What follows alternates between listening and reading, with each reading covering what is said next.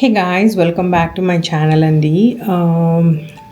ఈ వీడియో ఏంటి అంటే లాంగ్ టైమ్గా మీకు చెప్తున్నా కదా, ఇట్లా how I got in to more devotional side అది ఇది అని చెప్పి నా లైఫ్లో జరిగిన ఇన్సిడెంట్స్ అట్లాంటివన్నీ. సో అది షేర్ చేసుకుందాము అని చెప్పి ఈ వ్లాగ్ చేస్తున్నాను అనమాట. సో ఫస్ట్ ఎక్కడి నుంచి స్టార్ట్ చేయాలి గాయస్? హానెస్ట్గా చెప్పాలి అంటే it has to come from parents at least a bit అని నాకు అనిపిస్తుంది అనమాట. My father, my mother, my జేజ్నాన్న, I mean my father's dad, most of them are devotional side guys. Maybe అది నాకు జీన్స్లో వచ్చిందా ఏమో నాకు తెలీదు.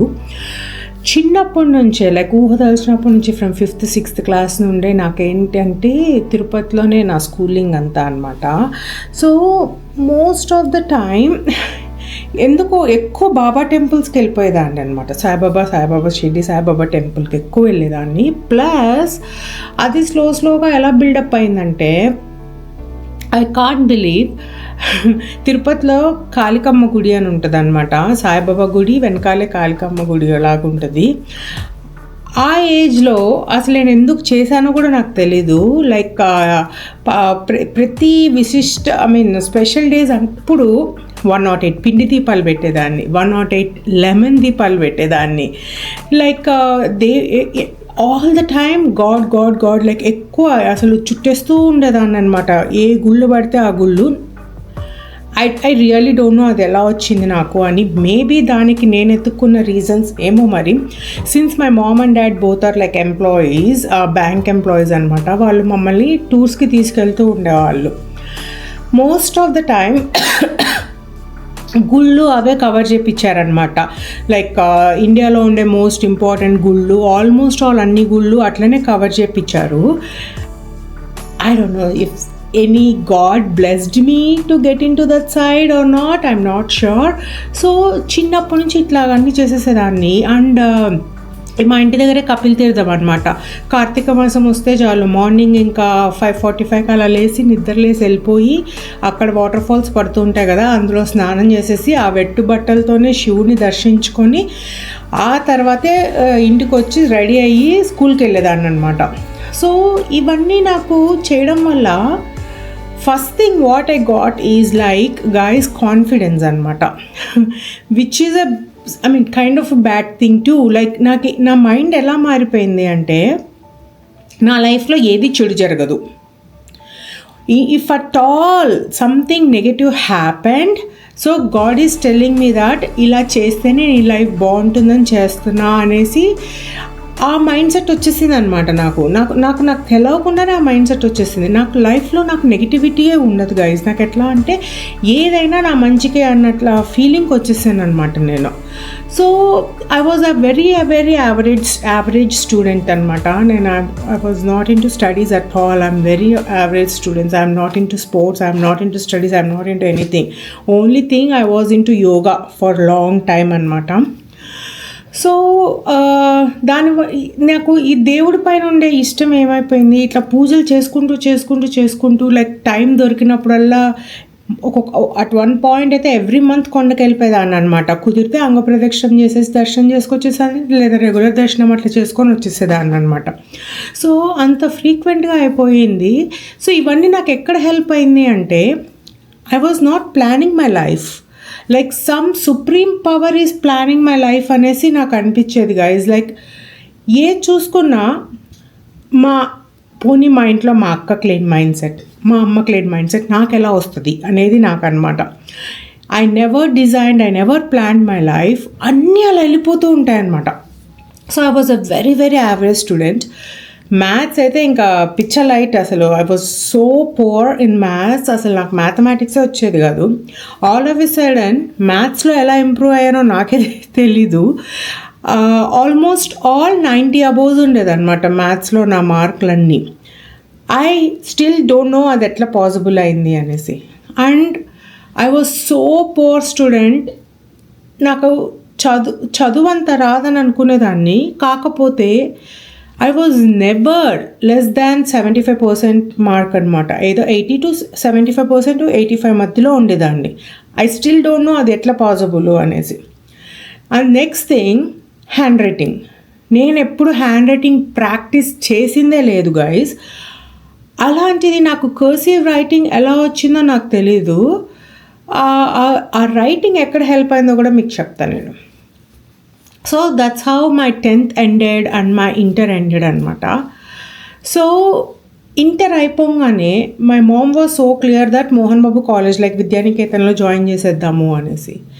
But somehow my cousin brother తను లేదు స్వాతిని తిరువన్నామలలో జాయిన్ చేద్దాం ఇంజనీరింగ్ అన్నారనమాట.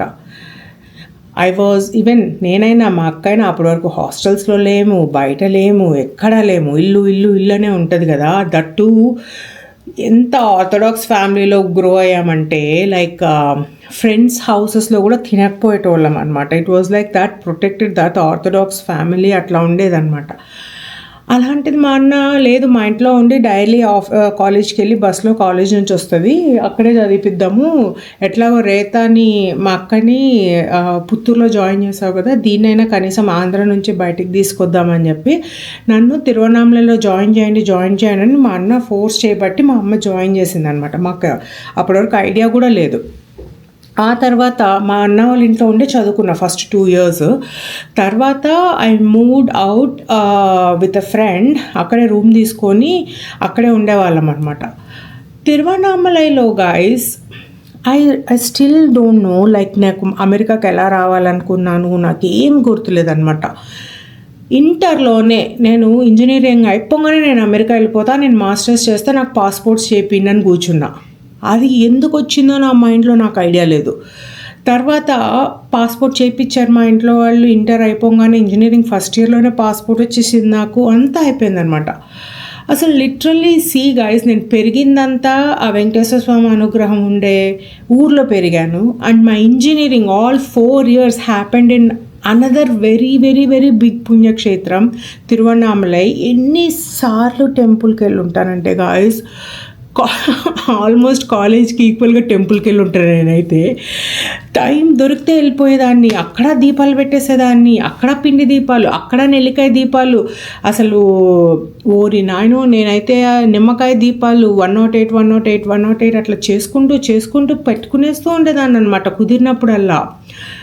మరి ఆ బ్లెస్సింగ్స్ వల్ల దేవుడే నడిపించాడా నా లైఫ్, అదే వచ్చిందా నాకు ఏమీ తెలియదు గైజ్. అసలు ఇంజనీరింగ్ అయిపోయింది. ఐ మీన్ ఆల్మోస్ట్ ఒక 80% ఎంతో I came out of my engineering and staff like అదంతా అయిపోయాక ఇంకా మాస్టర్స్కి ఐ నో దట్ నేను అమెరికా వెళ్ళాలనుకుంటున్నాను అనేసి నేను క్యాంపస్ సెలెక్షన్స్ కూడా వెళ్ళలేదన్నమాట. సో ఫస్ట్ అటెంప్ట్లో ఎలాగైనా వీసా రావాలి, కానీ అన్ఫార్చునేట్లీ ఆ టైంలో వీసాలు ఎక్కువ రిజెక్ట్ చేస్తున్నాడు అనమాట. So what I did apply చేయడమే కాలిఫోర్నియా స్టేట్ యూనివర్సిటీ నార్త్ రీచ్కి అప్లై చేసుకున్నా. Each and every step guys మా ఇంట్లో వాళ్ళు దే ఆర్ లీస్ట్ ఇంట్రెస్టెడ్ అనమాట పంపించడానికి. పెళ్లి చేసి పంపిస్తే బెటర్ కదా అన్నట్లు ఉన్నారనమాట. సో నేను no I don't want to get married, నేను పక్కా అమెరికాకి వెళ్ళి చదువుకోవాలి, నేను నా ఓన్గా నేను సంపాదించాలి, ఆ తర్వాతే పెళ్లి చేసుకుంటాను ఫోర్స్ చేసి మా మమ్మీని నేను అప్లై చేసుకున్నాను అనమాట.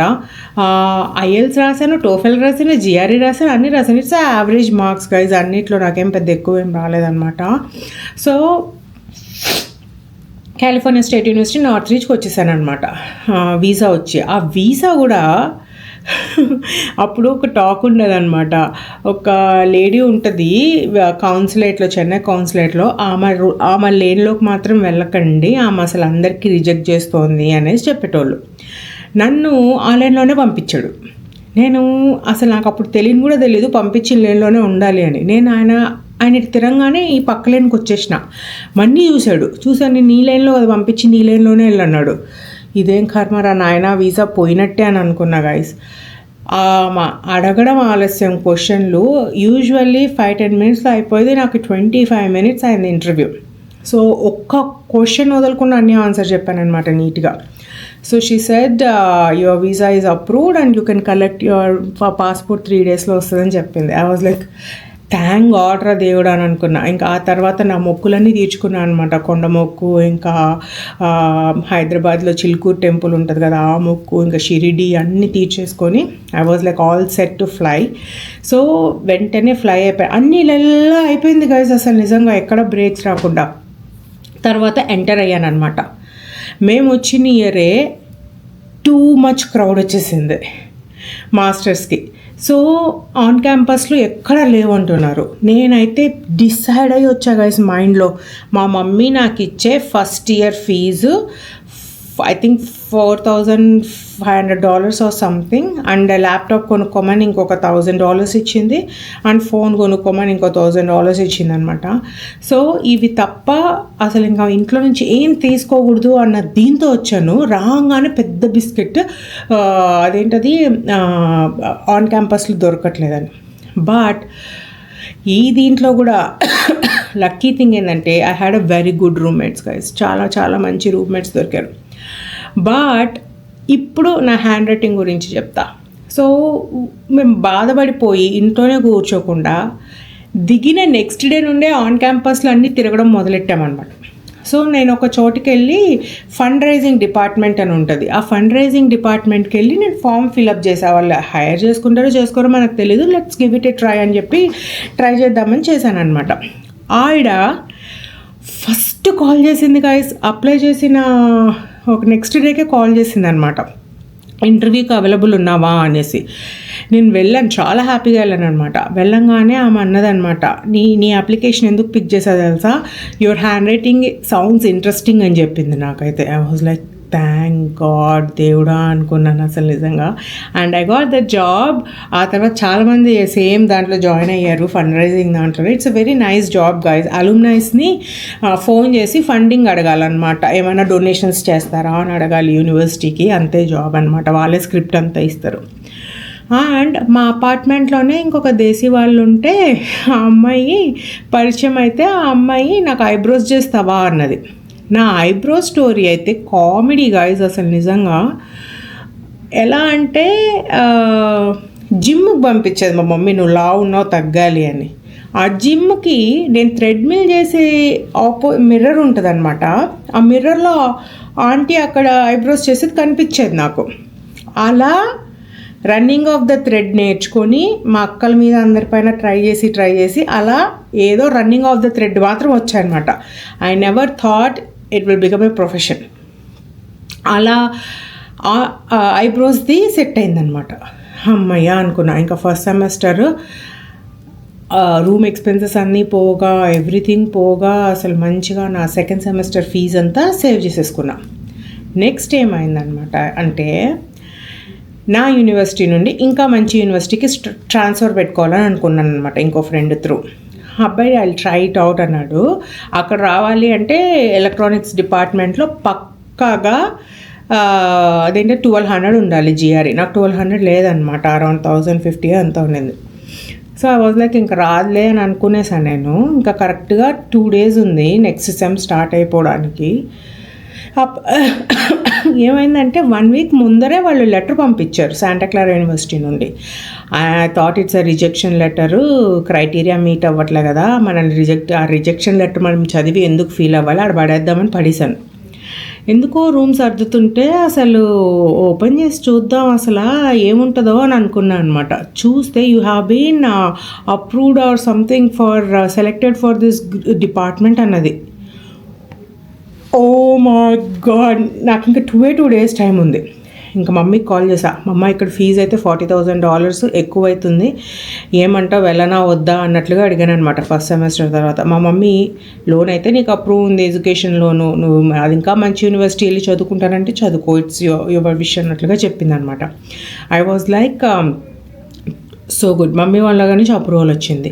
ఇంకేంటి వెంటనే స్టూడెంట్ సెంటర్కి వెళ్ళాను అనమాట. వెళ్ళి నాకు ట్రాన్స్ఫర్ కావాలని అడిగాను, అప్పటికప్పుడు నా సివీస్ ట్రాన్స్ఫర్ చేసేసేయని అడిగాను అనమాట. వాళ్ళు ఆ రోజు ట్రాన్స్ఫర్ చేసి అక్కడికి అప్రూవ్ అయ్యి 1 weekలో move from LA to Santa Clara. Oh my God, that was like a crazy move guys అసలు. అందుకనేసే I mean even though if it is a rejection letter open చేసి చూడాలని నాకు అప్పుడు అర్థమైంది అనమాట. So that's how I got into Santa Clara university. ఆ luck ఎక్కడ ఉపయోగపడిందో చెప్తాను నేను. ఇవంతా I don't think so it happened ఇట్లా ఫ్లూక్లో, గాడ్ బ్లెస్సింగ్స్ లేనిది జరగవనేసి నేను అనుకుంటా గైస్, హానెస్ట్గా చెప్పాలి అంటే. అండ్ శాంటా క్లారాకి వెళ్ళంగానే you guys can't believe I still did not ask a penny from my parents to pay my fees అనమాట. మొత్తం ఫీజు లక్కీగా నేనే కట్టుకోగలిగాను హానెస్ట్గా. I'm so happy about it. ఆ తర్వాత ఏమైందంటే మాస్టర్స్లో ఒకళ్ళు పరిచయం అయ్యారు గైస్. వాళ్ళకేంటి, they have interest in opening the spa business అనమాట. అసలు అప్పుడు తెలివి ఉండదు, పాడుండదు. అందుకే ఏమన్నా చేయాలి అంటే ఓన్గా చేయకండి, ఆలోచించండి, గూగుల్ చేయండి. ఇప్పుడైతే మనకి రీసోర్సెస్ చాలా బాగున్నాయి, అప్పుడైతే లేదు కాబట్టి. సో వాళ్ళు ఏమన్నారు, స్వాతి నేను నీకు H1 వేస్తాను, నువ్వే స్టోర్ మేనేజ్ చేస్తావా అని అడిగారు అనమాట. I was like, I did not even think that H1 is only for ఈ ఇంజనీరింగ్ ఇట్లాంటి స్పెషలైజ్డ్ ఎడ్యుకేషన్స్కే కదా. ఆయన ఎట్లా వేస్తాడని కూడా ఆలోచించలేదు గైస్. ఓకే అని చెప్పేసిన నేను. ఇంకా లాస్ట్ సెమిస్టర్ ఒకటి ఉంది, వాళ్ళతో జాయిన్ అయిపోయినా, వాళ్ళతోనే జాబ్ చేస్తున్నా, అన్నీ చేస్తున్నా. ఇంకా సెమిస్టర్ అంతా అయిపోతుంది. నాకు ఎందుకో ఇది కరెక్టా కాదా తెలియట్లేదు నాకు. వాళ్ళైతే వేస్తానన్నారు, అన్నీ ఉన్నాయి. ఇంకా నాకు ఏం చేయాలో అర్థం కాలే. ఓపీటీ కార్డ్కి అప్లై చేసా, అన్నీ చేసా. ఈ మధ్యలో ఏమైంది, నా బెస్ట్ ఫ్రెండ్ ఒకడు ఉండేవాడు అనమాట, రవి అని చెప్పి. Very sad he is no more. But నా లైఫ్ కొంచెం ఇలా ఉందంటే తను కూడా కారణం గైస్, హానెస్ట్గా చెప్పాలంటే. వాళ్ళ బాబాయ్ ఎన్సీలో కన్సల్టెన్సీ ఓపెన్ చేశారంట. సేల్స్ ఫోర్స్కి అప్పుడే ట్రైనింగ్ ఇస్తున్నాము అనేసి అన్నారు. నేను అన్నా, సరే రవి నీకు నా లైఫ్ గురించి తెలిసిందే, నేను ఇక్కడ ఆల్రెడీ పార్లర్లో వీళ్ళు H1 వేస్తా అంటున్నారు, సో నేను వీళ్ళతో ఉందాం అనుకుంటున్నా, అక్కడికైతే మూవ్ కాను, బట్ నువ్వు చెప్తున్నావు నీ కోసం ట్రైనింగ్ అయితే అటెండ్ అవుతా అని చెప్పిన సేల్స్ ఫోర్స్లో. సరే నువ్వు మూవ్ అవ్వద్దు, అక్కడ నుంచే ట్రైనింగ్ అయితే అటెండ్ అవ్వు అనేసి అన్నాడు అనమాట. చూద్దాం ఏమవుతుందో అని. లక్కీగా 1 monthలో ట్రైనింగ్ అయింది గైస్. ఆ తర్వాత సేల్స్ ఫోర్స్ అంటే తెలియదు నాకు. ఒకవేళ ట్రైనింగ్ ఒకటే అయ్యింది, no experience, no help, nothing అనమాట. అసలు మనకు నిజంగానే జాబ్లు వస్తాయా?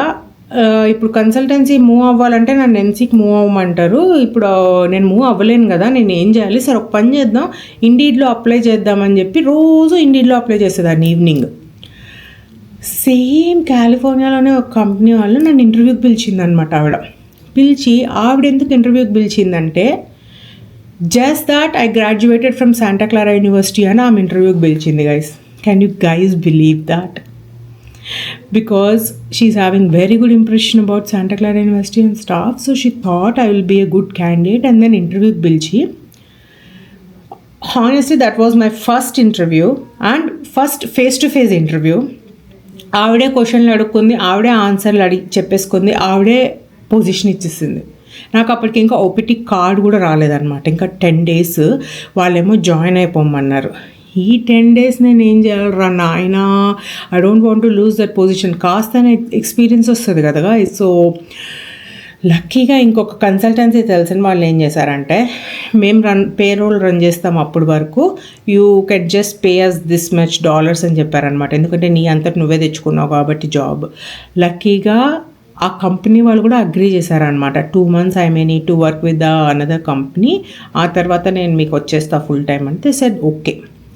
అలా వాళ్ళతో వర్క్ చేసి తర్వాత నా ఓపీటీ కార్డ్ వచ్చినాక I move to this company అనమాట. So it was all interrelated అనమాట, వన్ ఆఫ్టర్ అదర్. సో ఇది అంతా లేదా ఒక్కసారి ఆలోచించండి guys, if I took that bad step staying with that people believing that they will do H1. ఎట్లా వేస్తారు H1 ఈ బ్యూటీ ఇండస్ట్రీలో? నాకు అర్థం కాలేదు మరి. And then I told them that maybe this is not the right time, so I may need to quit and get into my stream అని చెప్పి నేను ఇట్లా మూవ్ అయిపోయాను అనమాట జాబ్.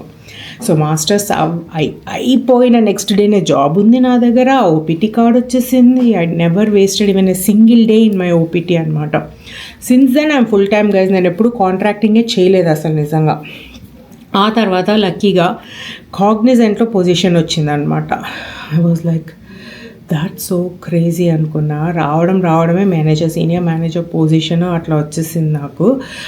అండ్ ఇంకా ఏం చెప్పాలనుకుంటున్నా అంటే గైస్, వెంటనే H1 వేసాడు. H1 వేసిన నెక్స్ట్ డేనే లాటరీ సిస్టమ్ అనమాట ఆ ఇయర్. పిక్ కాదనుకున్న guys. I was like literally searching for MBA colleges అనమాట. పిక్ కాకపోతే ఇంకా యూనివర్సిటీ జాయిన్ అయిపోదాము అనేసి. వేసిన 1 వీక్కి పిక్ అయిందని ఈమెయిల్ వచ్చింది. పిక్ అయిన 1 వీక్కి అప్రూవల్ కూడా వచ్చేసింది. వాట్స్ గోయింగ్ ఆన్ అనేసి. సో ఆల్ దిస్ జర్నీ యూఎస్కి వచ్చిన డే 1 నుండి కూడా ప్రే చేయకుండా లేదండి దేవుడికి. ఏదన్నా దేవుణ్ణి నమ్ముకునేదాన్ని అనమాట. అండ్ ఎలా అంటే జాబ్కి వెళ్ళాలంటే కూడా 9కి మార్నింగ్ 5కి లేచి రెడీ అయిపోయి మిల్పిటస్లో సాయిబాబా టెంపుల్ ఉండేదన్నమాట. బాబా టెంపుల్కి వెళ్ళి బాబా టెంపుల్ అంతా సర్వ్ చేసి లైక్ పోడియం అంతా తుడిచి అలికి చేత్తో బాబా హారతి అయిపోయాక బాబాకి అంతా చేసేసి బాబా ప్రసాదం తిని అప్పుడు ఆఫీస్కి వెళ్ళేదాన్ని గైస్. ఎవ్రీడే అట్లనే చేసేదాన్ని అనమాట. ఎక్కడికి వెళ్ళా ఏ స్టేట్కి వెళ్ళా బాబా సర్వీసెస్ అయితే వదిలేదాన్ని కాదు. లైక్ తుడవడం అలకడం లైక్ గిన్నెలు గడగడం ఏ హెల్ప్ కావాలంటే వాలంటీర్ సర్వీస్ అట్లా చేసేదాన్ని దేవుళ్ళది. So I was never ever దేవుడిని వదలలేదు ఏ స్టెప్లో. అందుకే మరి దేవుడు నన్ను వదలలేదా, మరి దేవుడే నడిపిస్తున్నాడా, ఇవన్నీ నాకు తెలిసేది కాదు గైస్. అట్లా కాగ్నిజెంట్లో నాకు పడిన 2 ప్రాజెక్ట్స్ హై విజిబిలిటీ ప్రాజెక్ట్స్. అసలు జాయిన్ అయిన వెంటనే పే ఇంక్రీజ్ అలా అయిపోవడము, H1 వేసేసారు, గ్రీన్ కార్డ్ వేసేసారు. It was like so good. My life was so so so so good. ఆ తర్వాత the next phase of my life is like ఇంకా పెళ్ళి అనేది ఉంటుంది. పెళ్ళిలో as there is a delay in my marriage. I don't say no, but I was never ever like dull అయిపోవాలని అనుకోలేదు guys. పెళ్ళి ఎందుకు అవ్వట్లే, పెళ్ళి అవ్వట్లే అన్న బాధలో మాత్రం నేను లేకుండా. ఎందుకు అంటే by then I'm so matured and నాకు తెలిసిపోయిందనమాట దేవుడికి ఎప్పుడు ఏమి ఇవ్వాలో తెలుసు అనేసి. అసలు లిటరలీ ఎస్థెటిషియన్ లైసెన్స్ రాసేటప్పుడు చూడండి, అసలు నిజంగా లాస్ట్ మినిట్లో నాకు ఆ డ్రైవర్ అరేంజ్ అవ్వడం ఏంటి, ఆవిడ కజిన్ రావడం ఏంటి, ఆ కజిన్ నేను ఒప్పుకుంటాను, నాకు ఇవాళ కాలేజ్ లేదు, జస్ట్ పే మీ $100 అనడం ఏంటి. అసలు నిజంగా ఈచ్ అండ్ ఎవ్రీ స్టెప్ దేవుడే నాకు అన్ని హెల్ప్ చేస్తున్నాడని అనిపిస్తుంది గైజ్. నాకు ఎక్కడైనా కూడా లైసెన్స్ ఇమీడియట్గా రావడం ఏంటి, కార్ లైసెన్స్ రావడం ఏంటి. కార్కి అయితే ఆల్మోస్ట్ $1000 స్పెండ్ చేశారు డ్రైవింగ్ స్కూల్కి వెళ్ళి. అట్లా నేర్చుకొని డ్రైవింగ్ తెచ్చుకొని నా కార్ నేను కొనుక్కున్నా, నేను ఎవరి మీద డిపెండ్ అవ్వద్దు అని చెప్పి. I was like I don't know like he was the one who is like guiding me through అని నాకు అనిపిస్తుంది అనమాట ఎప్పుడు. సో అలా అయిపోతుంది. I started exploring my life by myself guys. ఓన్గా like I travelled alone a lot. I don't ఎట్లా చెప్పాలి, లైక్ షాపింగ్కి వెళ్ళాలన్నా నాకు ఒకరు ఉండాలని లేదు. ఇట్లా నాకు ఈ అలోన్గా చేసేయడం ఎక్కువ అలవాటు అయిపోయింది అనమాట. నా కంపెనీ నేను ఎంజాయ్ చేసేయడం మొదలెట్టేస్తున్నా. ఏది చూసినా నాకు పాజిటివిటీ ఎక్కువ కనిపిస్తుంది. నాకు దేవుడు ఉండగా నాకు ఏం కాదు అని అనిపించేసేది. అలాంటి టైంలో ఇంకా I met Madhu and it was so good. Like గ్రాడ్యువల్గా we get to know each other, like we fell in love and then ఇట్లా పెళ్ళి అవ్వడము. ఇట్స్ స్టిల్ ఏ మిరాకిల్ అనిపిస్తుంది గైజ్ నాకైతే. ఐ ఆల్వేస్ థాట్ దట్ నా మైండ్ సెట్ ఉండే అమ్మాయికి అసలు ఏ అబ్బాయి నన్ను పెళ్ళి చేసుకోడు. Because maybe people feel that I'm too independent girls are not fit for పెళ్ళి అనేసి అనుకుంటారని నేను అనుకుంటున్నాను అనమాట. But Madhu is so friendly and my in-laws are so sweet. So sweet. Madhu ఎంత ఎంకరేజ్ చేస్తాడంటే నా కెరియర్ని గో హెడ్ అనే అంటాడు, నేను ఎంత చేస్తానన్నా అసలు నిజంగా. So each and every step of my లైఫ్లో this is how God help me. అందుకనేసి నాకు ఏ ప్రాబ్లం వచ్చినా నాకు ప్రాబ్లం లాగా అనిపించదు. That's my problem. నాకేమనిపిస్తుంది అంటే ఓకే ఇది ఇట్లా అయిపోయిందంటే డెఫినెట్లీ దేవుడు ఇంకోటి ప్లాన్ చేస్తున్నాడు. సో ఆ ప్లాన్ ప్రకారం ఇవ్వడమే నా లైఫ్కి కరెక్ట్ అవుతుందేమో. So that is how it should be అనేసి అనిపించేస్తుంది అనమాట. జార్జియా మూవ్ అయిన వెంటనే you guys can't believe, I pay mortgage around $6,200 or something, and move అయిన వెంటనే హార్వర్డ్ బిజినెస్ స్కూల్లో they said like you need to come to office, లేకపోతే resign చేసేయాలని చెప్పారనమాట. నాకు టెన్షన్, ఏం చేయాలో అర్థం కాలేదు అసలు నిజంగా. ఇప్పటికిప్పుడు జాబ్ ఎలా దొరుకుతుందిరా దేవుడా, నేనేం చేయాలి, పార్లర్కి కూడా వెళ్ళట్లేదు 3 months నుంచి మూవ్ అయ్యాక. అసలు లిటరల్లీ దేవుడు ఎలా అంటే గాయస్, ఆ జాబ్ లాస్ట్ డేకి ముందుగానే ఇంకో జాబ్ రావడం నాకు, ఆ తర్వాత మళ్ళీ పార్లర్కే వేరే దానికి వెళ్దాము జార్జియా మూవ్ అయ్యాక అని అనుకున్నాను అనమాట. I looked around in to some of the places and staff and ఏవి నాకు నచ్చేటి కాదు. ఇంకా మైండ్లో ఏమనుకున్నా అంటే, ఏదైతే అది అయ్యింది, నా దగ్గర కొంచెం డబ్బులు ఉన్నాయి, let start my own business అని అనుకున్నా అనమాట. Maybe this is the reason. New హ్యాంప్షైర్లో అంత మంచి లైఫ్ వదిలేసి జార్జియాకి వెళ్ళు అని చెప్పాడు దేవుడు.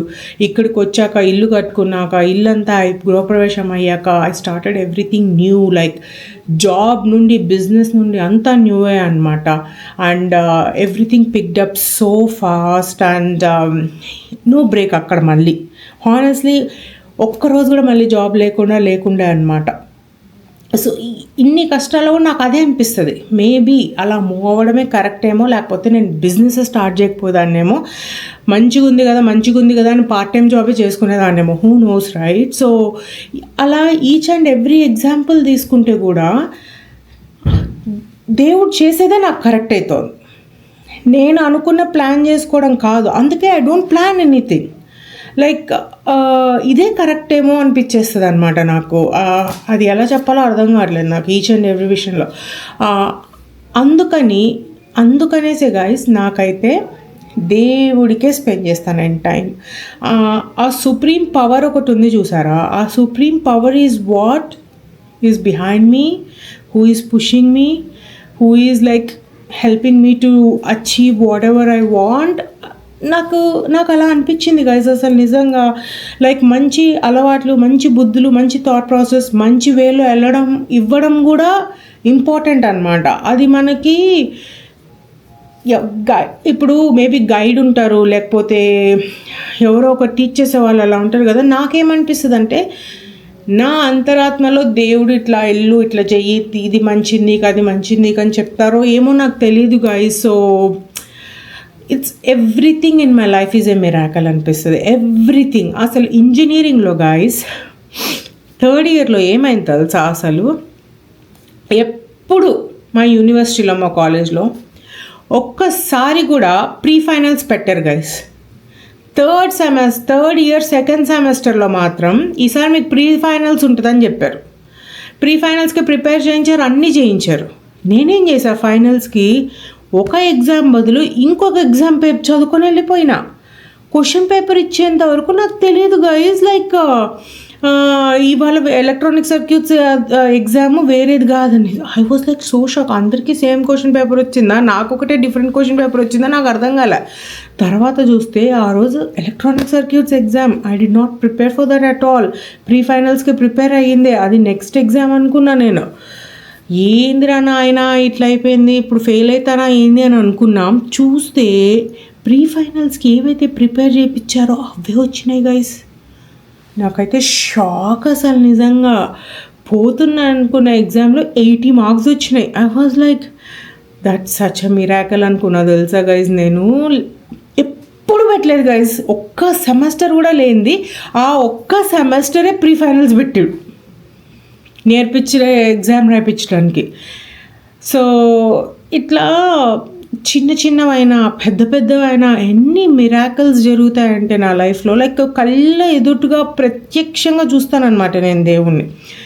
అసలు మధు అందుకే అంటుంటాడు, ఓసే నువ్వు పొరపాటును కూడా చెడుగా అనుకోకే అంటాడు అనమాట.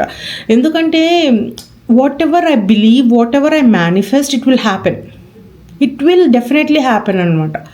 సో అందుకనేసే I remind myself that always be positive. ఎవరి గురించి చెడుగా అనుకోకు, ఎవరి గురించి తప్పుగా అనుకోకు, ఆల్వేస్ బీ పాజిటివ్ అని నాకు నేనే చెప్పుకుంటూ ఉంటాను అనమాట. బికాస్ దట్ ఈస్ హౌ నేను అనుకుంటే అది అవుతుందని నా నమ్మకం. మేబీ నాకు I don't know, I'm a God's child or something. I really feel that. I don't know why. So అందుకనే I spend more time, more money, like a peace కోసం, like దేవుడు దేవుడు దేవుడు అనేసి ఐ క్రేవ్ ఎ లాట్ అనమాట. That's a reason. So మీ అందరికీ నా లైఫ్ జర్నీ కొంచెం కొంచెం అర్థమైంది అనుకుంటున్నాను. And if so please like, share and subscribe guys. Bye.